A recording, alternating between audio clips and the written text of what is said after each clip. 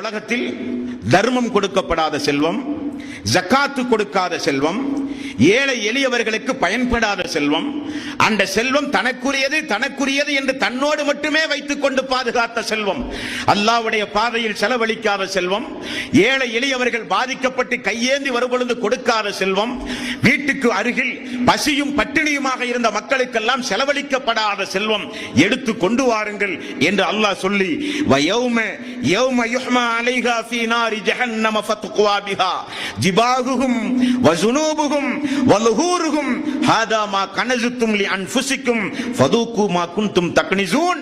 அந்த செல்வங்கள் எடுத்து வரப்பட்டு நரகத்திலே போட்டு காய்ச்சி அந்த காய்ச்சி கொண்டு வரப்பட்ட அந்த செல்வத்தை அல்லாஹு தஆலா ஜிபாஹுஹும் வஸுனூபுஹும் வலுஹூருஹும் ஹாதா மா கனஸுத்தும் லி அன்ஃபுஸிக்கும் ஃபதூகு மா குன்தும் தக்னிஸூன். அவனுடைய முதுகிலும் அவனுடைய விலாப்புறங்களிலும் சூடு போடுங்கள் அந்த செல்வத்தை கொண்டு.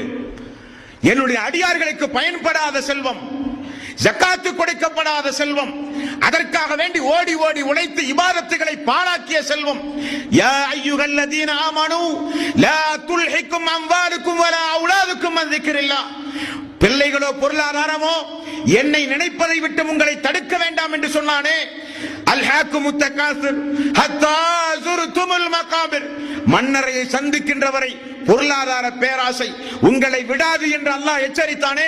அந்த பொருளாதாரம் காட்சி எடுத்து கொண்டு வரப்பட்டு முதுகிலும் விலாப்புறங்களிலும் சூடு போடுவான் அல்லாஹு தஆலா. இதுதான் நீ சேமித்து வைத்த சொத்து.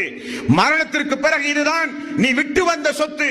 மரணத்திற்கு முன்னதாக மறுமையின் நற்பேறுகளை அடைகின்ற வகையில் நீ செலவு செய்யாத சொத்து.